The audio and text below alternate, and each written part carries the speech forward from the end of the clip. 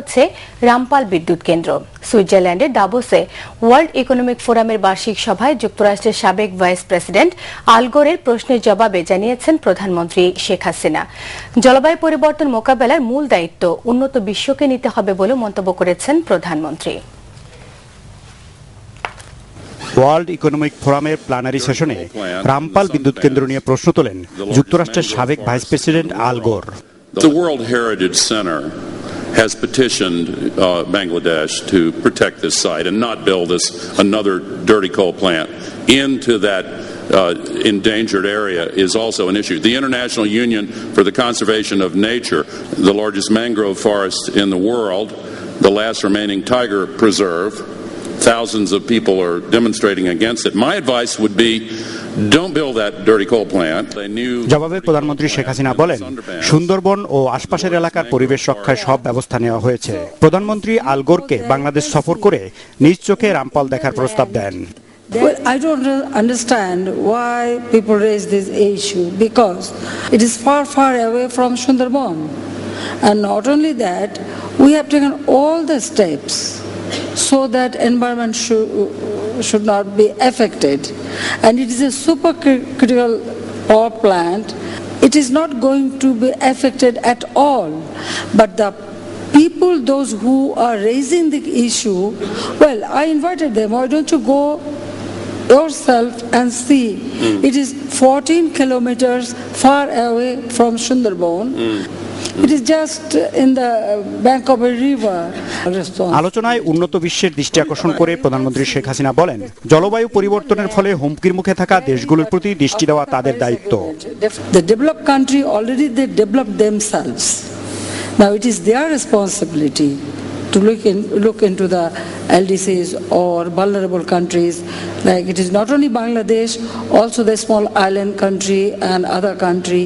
We receive only many promises, but in practical, we didn't receive much. 2009 সালে কোপেনহেগেনে অনুষ্ঠিত জলবায়ু সম্মেলনের আশ্বাসের সাথে তা বাস্তবায়নের প্রকৃত বিস্তর ফারাকের বিষয়টিও তুলে ধরেন প্রধানমন্ত্রী শেখ হাসিনা। বদরুল আলম নাবিল, বাংলা ভিশন। নানা আয়োজনের মধ্য দিয়ে পালিত হচ্ছে বিএনপির প্রতিষ্ঠাতা শহীদ রাষ্ট্রপতি জিয়াউর রহমানের 81তম জন্মবার্ষিকী। সকালে রাজধানীর শেরেবাংলা নগরী জিয়াউর রহমানের মাজারে শ্রদ্ধা জানিয়েছেন বিএনপি চেয়ারপারসন বেগম খালেদা জিয়া। শ্রদ্ধা নিবেদন শেষে বিএনপির মহাসচিব বলেন, নিরপেক্ষ সার্চ কমিটির মাধ্যমে নিরপেক্ষ নির্বাচন কমিশন গঠন না হলে জনগণ তা মানবে না। বিএনপির প্রতিষ্ঠাতা শহীদ রাষ্ট্রপতি জিয়াউর রহমানের 81তম জন্মবার্ষিকী উপলক্ষে তার শেরেবাংলা নগরের মাজারে ঢল নামে নানা শ্রেণী পেশার মানুষের। বিএনপি ও এরঙ্গ সংগঠন সহ বিভিন্ন সংগঠন শ্রদ্ধা জানায় শহীদ রাষ্ট্রপতি জিয়াউর রহমানের প্রতি। বেলা 11:30টায় দলের সিনিয়র নেতাদের নিয়ে শহীদ জিয়ার প্রতি ফুলেল শ্রদ্ধা জানান বিএনপি চেয়ারপারসন বেগম খালেদা জিয়া। এ সময় শহীদ জিয়ার আত্মার মাগফিরাত এবং দেশ ও জাতির সমৃদ্ধি কামনায় মোনাজাত করা হয়। পরে সাংবাদিকদের মির্জা ফখরুল বলেন যে একদলীয় শাসন ব্যবস্থা 1975 সালে জনগণ প্রত্যাখ্যান করেছিল, এখন তা ভিন্ন আঙ্গিকে চাপিয়ে দেওয়ার চেষ্টা চলছে। রাষ্ট্রপতি বিভিন্ন রাজনৈতিক দলগুলোকে ডেকেছেন, কথা বলেছেন। এখন আমরা আশা করব যে রাষ্ট্রপতি সত্যিকার অর্থে একটি নিরপেক্ষ সার্চ কমিটির মাধ্যমে একটি নিরপেক্ষ নির্বাচন কমিশন গঠন করবেন, যা সুষ্ঠুভাবে নির্বাচন পরিচালনা করবার জন্য যোগ্য হবে। যদি নিরপেক্ষ সার্চ কমিটি বা নির্বাচন কমিশন গঠন না হয়, এই দেশের মানুষ তো কখনোই গ্রহণ করবে না। রাজনৈতিক দলগুলোর মধ্যে সংলাপের বিষয়ে রাষ্ট্রপতির বক্তব্য নিয়েও কথা বলেন মির্জা ফখরুল।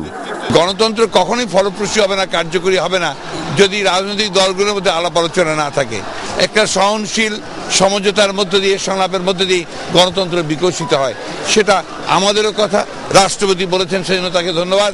আমরা আশা করব যে রাষ্ট্রপতি এই ব্যাপারে অত্যন্ত কার্যকরী পদক্ষেপ গ্রহণ করবেন।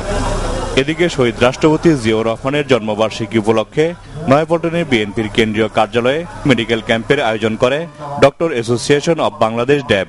মেডিকেল ক্যাম্পের উদ্বোধন করেন বিএনপির মহাসচিব মির্জা ফখরুল ইসলাম আলমগীর।